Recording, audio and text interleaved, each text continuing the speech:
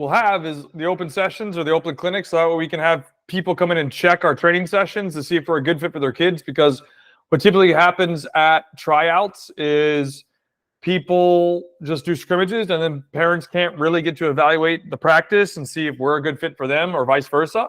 And this is kind of something that's new to the Orlando area where people will, what I'm saying is this is an Orlando first where we let people come and see our training session and there is no tryout. So we're going to let people see our training session. And the whole point of today is so we're all on the same page with what we want to do. So, for example, we want to make sure all the coaches are following the information that I've already sent out in WhatsApp that I'm going to recover or go over right now. And then if you have any questions, just send me a message so I can help out. And this way, we all look either similar or identical, right? So that way there's no like, hey, how are they doing this? Why are they doing it? We're all using the same exact curriculum for every single age group.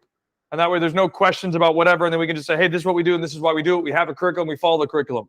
If you decide to go against the curriculum, then if a parent comes up and says, well, why is this guy doing something different? We have to go, we don't know because he should be doing X. So just keep that in the back of your mind when it comes to delivering the content. And we're going to need you guys to have, well, first, you need to be on the field at least with all your equipment 20 minutes before practice. So that before the open clinic starts, you need to be there 20 minutes beforehand on the field with your equipment. We want you to try and set up as much of the field as possible. So a lot of times I've gone to the field at Bear Creek, for example, and then I see some people just put down 1 or 2 cones or 3 cones. Try and set up all the stations as possible or as much of it as possible at one time. That way the kids can just go from one station to the second station to the third station, if that makes sense. Now, that might not be entirely possible due to field space, but just be a little bit more effective with your time with that. So I'm going to walk you through. Tiago, you had something you wanted to say? Yeah, I just want to release the ladies. Thank you, Deborah and Ayala, for that. I know you have a lot to do. Thank you. Thank you. And Kyle, I think it's really important, in my opinion, like if the coaches know why you cancel the tryouts, to be able to like talk with the parents. Yeah. You guys know or no, guys? Please. Yeah, I know. Why you think, Leo? Just to see if we are on the same page. Just for, I'm gonna say, like more, so that we can show the parents more of what we do on our day-to-day basis, rather than just putting some pennies on the kids and give a ball and let them run around. More just to show the base of what we do and what's our work methodology. Yeah, that's pretty much it. And it's just, again, like parents are bringing their kids, they're trusting whatever organization they go to help deliver the best experience for the kids. And the belief that we have is we want to show parents what we can bring. So this means when you're coaching, you have to bring a lot of energy as well. So energy and intensity, right? So I'm not saying that you got to be, screaming at the kids. That's not the point. But the point is you want to show up with energy. You want to be like clapping. You want to be pushing the kids, telling them, hey, it's okay. Let's go. Like I see a lot of times coaches will stand on the outside of the practice, which is okay. We also want you to be in the middle of the practice. And that way you can go, individually talk to the kids, but also push them. And parents will really respond and respect that. When you're in the middle of the practice pushing their child, they're going to say, oh, look, he's pushing my kid. That's awesome. So these next 4 to 8 days are going to be really important in terms of really bringing that push for the kids. So I want to walk you through what we want to do. And then I have a couple of videos that shouldn't take very long. I'm just going to show you very quickly what it looks like. And that way we're all on the same page. So the first part is we want to focus on core skills. So, obviously do some sort of warm up. We always do laps. What I've been doing right now with the 2014s is they come when they start arriving, we just start scrimmaging. So they're doing like 1v1s, 2v2s, 3v3s, 4v4s, whatever number. And I can set up multiple fields. And that way they just get there. And then once I start, we do core skills. So we want to be focusing on this. So we're going to have 2 areas to work on. Well, it's really one station. I just made it 2 graphs, so it doesn't get confusing. But the first part here is juggling. So this side here is all juggling. They're going to juggle across to a certain point and juggle back. And I can walk you through what that looks like. And I put it in the group chat. So if you go back to the group chat, you can see all the exact exercises. So like right foot, left foot, foot thigh, foot inside, and stuff like that. And that way you're practicing technique. And then what you would do is what we would call line pattern dribbling. And again, it's all in the group chat. You can see it. And I'll show you the video quickly what it looks like. But then we do juggling first for about 10 minutes, break. I mean, you can do 2 breaks. You can have a water break between that. And then we would go into footwork, right? So again, another 10 to 15 minutes, maybe 20 minutes of footwork. So that's now 30 to 40 minutes of footwork with juggling. And then we go into the next part of training, which would be, oops, I got to click this button, sorry. 1v1. So we want to have stations set up for 1v1 depending on the number of players that we have.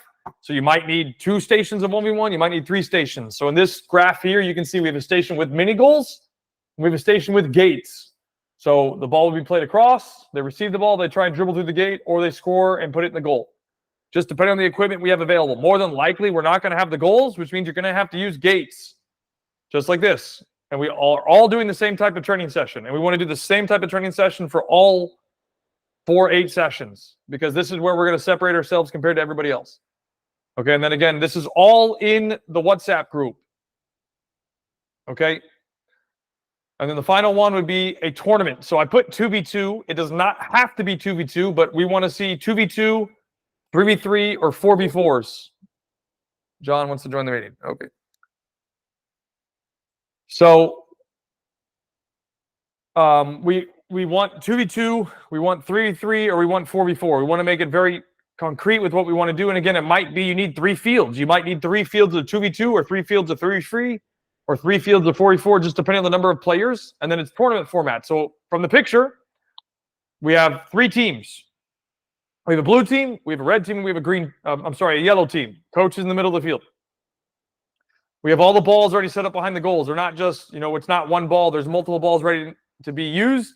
And it's basically 2 minutes or a goal, or 3 minutes and a goal. If a team scores, switch, new team steps on.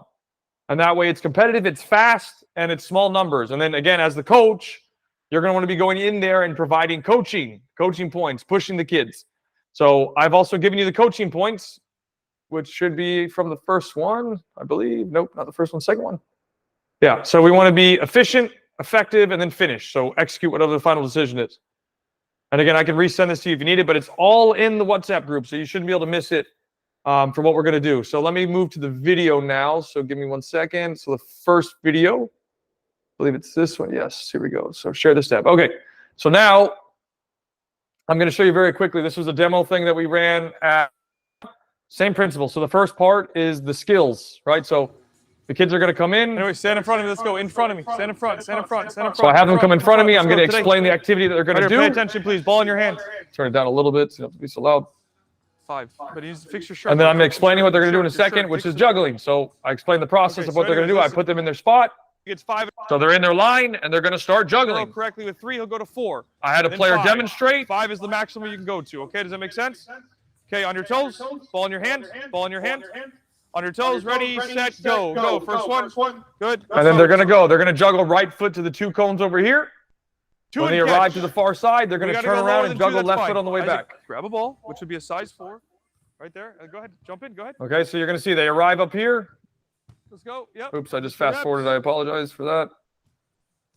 But anyways, they arrive to a certain point, which is where Coach Stefano is in this picture. They arrive to the cone, they turn around and juggle back left foot. Engage, go ahead. Keep going. And they work through the sequences that I put you guys in the group chat. Zara, so look, And then as you can see, I'm in the middle of the practice. I see a player making a mistake. I go correct the action, the behavior. And parents will love this. Parents want to see you interacting with the kids. They don't want to see you on the sideline. So they don't want you standing on the side of the field. They want to see you talking to their child, correcting the behavior, correcting the action, whatever it is. So I'll fast forward a little bit. So we're going to see they're going to dribbling here in a second. So they finish that. So they're still juggling, it looks like. Yep, they're still juggling. So we're 10 minutes in. They're still juggling. The juggling piece, you'll see us talk. So 15 minutes in, still juggling. Now they've gone to dribbling. So same principle. I explain ahead of time what the dribbling sequence is going to be. They're going to go ahead and execute. I want volume. So Raul's going to demonstrate. Stop, bro. I don't want volume. I want volume. I don't want you to get quickly over there. Okay, go reps. So Raul's going to demonstrate. First pattern's outside, inside, right foot. He's going to get to the line. He's going to change direction at the line or the cone, and then left foot on the way back, outside, inside, all the way through. As much feet as possible. Good. And then there's a whole bunch of sequences that we do through this, right? So they'll have another pattern of footwork. Bend those knees to get low, guys. And we'll explain. All right, and then you're going to do this until we finish, which is through the sequence that I already put through WhatsApp. And then we're going to move to the next one. So after we do that, they do their water break, which should now be this one. Here we go. Actually, I should probably help you guys out. That'll probably make a bigger difference. Oh, I don't know what I just did because I just screwed up. There we go. Okay. Sorry about that. So now we sequence it. We've already created the field. So the field is already set up here. They can just go ahead once they come back from the water break. They can come back and get ready to go. So again, we only had 4 players in this situation. So depending on the number of players that you have, you'll have to make more fields potentially. And that's okay, but we just need to get it set up and ready to go. And you're going to see they're going to go to work. So Marco's doing his thing to get it across. He's going to pass it across, and they're going to go play 1 versus 1.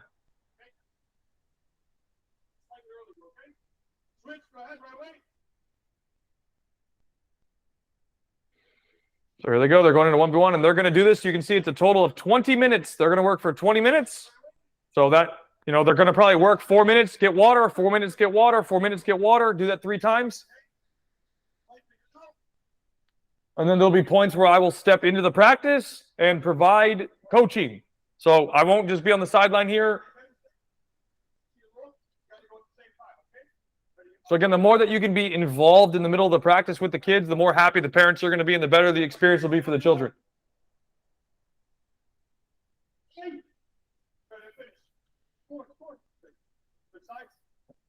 And then when they attack, so if they dribble across, they're now defending. When the sequence finishes, they rotate and switch sides. And then we'll go to the last one, which is the final play.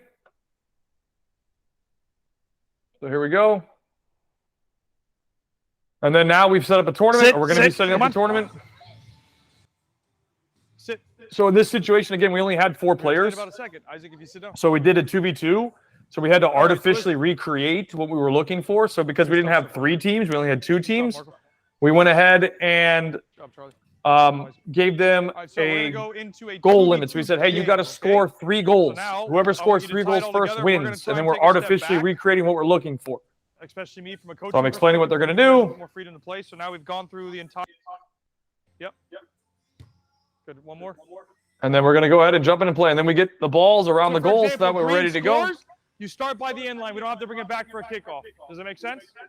Any questions? No. We don't. We won't do a kickoff. We just want format, which means winners stay on. It's got to be competitive. Oh, by the way, first to 3 goals. Play. Winners win. Losers have punishment. And there's different things you can do to artificially recreate what you're looking for. So even with 4 players in this group, we can, like I said, first to 3. They're just going to play. Winners win. So they're going, because we only have 2 players, or I'm sorry, 4 players, 2v2, we don't have the other teams. They're going to play a straight game, first team to 3 goals. And that's all they're going to do for the entire practice. And that's what we're looking for you guys to implement during the open clinics. So like, depending on the number of players that we have, we might have every single coach with equipment, with a field setup, ready to rock the same sequence. So whether that's Rodolfo, Marco, Leo, John, CJ, Pelota, who's not in here, or Raul, you know, we might need you guys to do the same stuff. And again, it's all in WhatsApp. If you need the other details, just, you know, send me a message and I can make sure I resend it to you. Are there any questions that I can answer from anybody?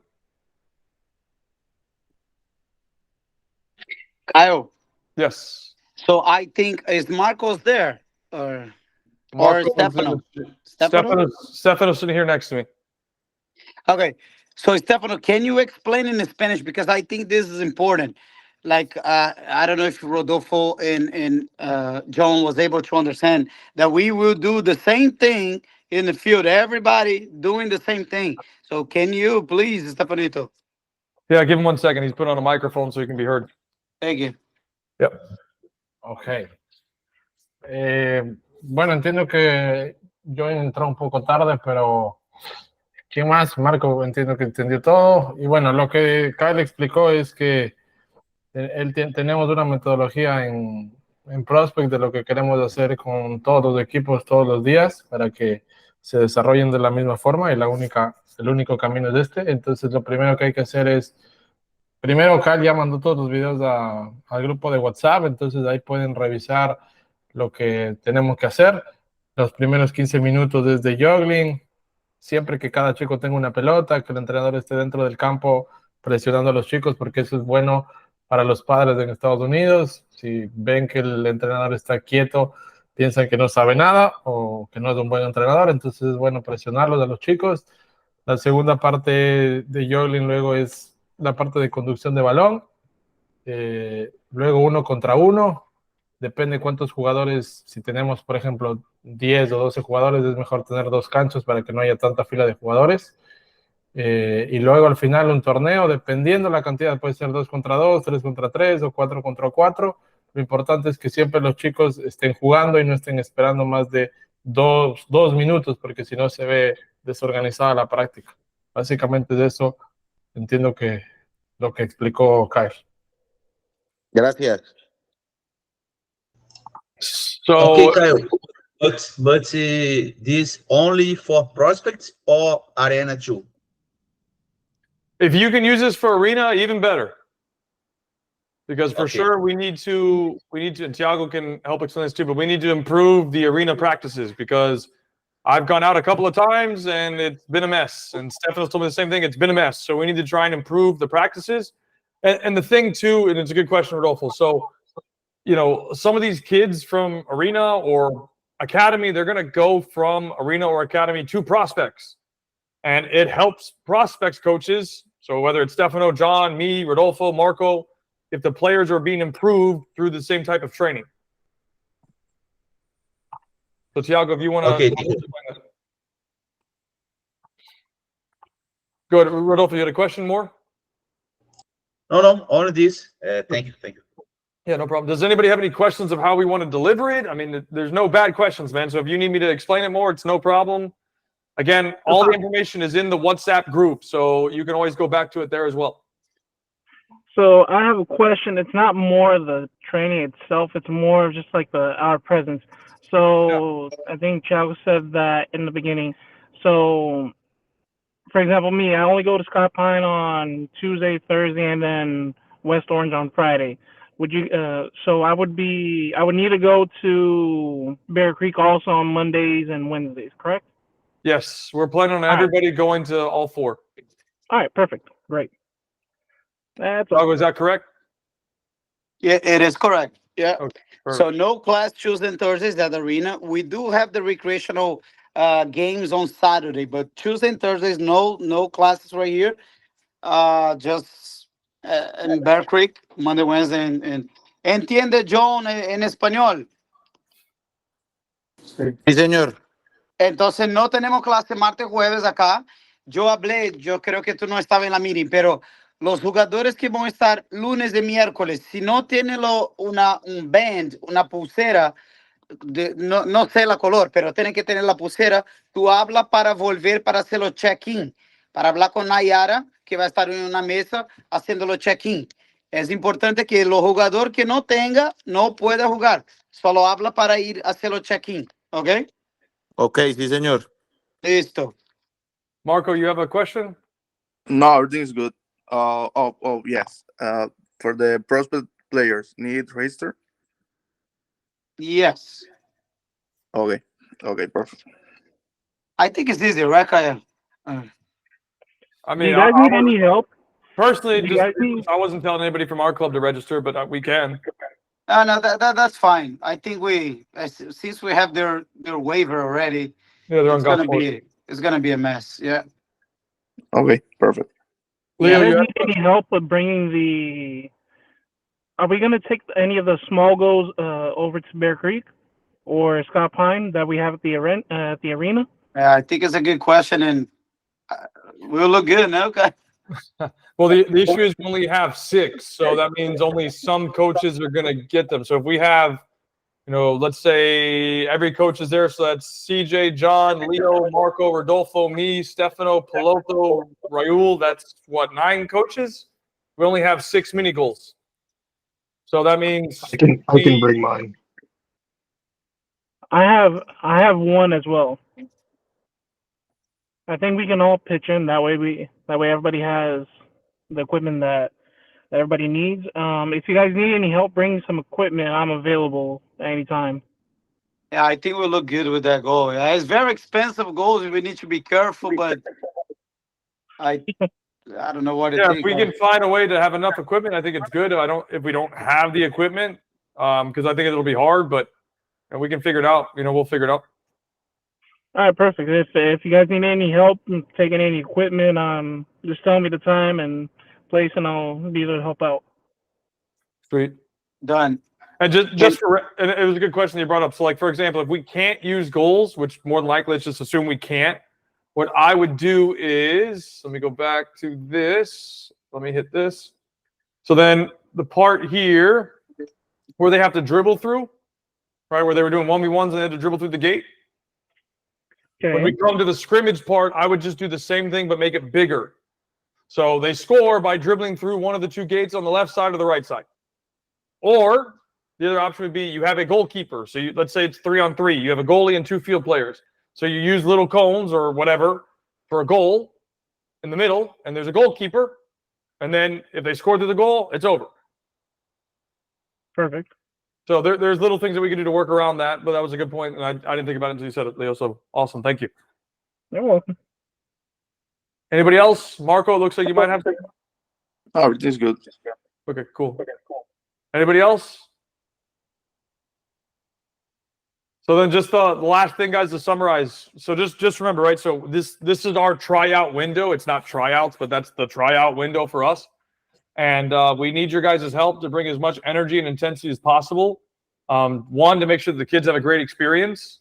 Two, that we actually help teach. So we're not just like, for example, we're not just on the side with a clipboard in hand going check, check, check, check, because that's what everybody does.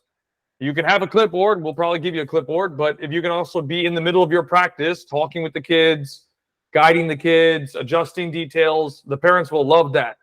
And our goal with this is to show parents how we run a training session, how we interact with their kids.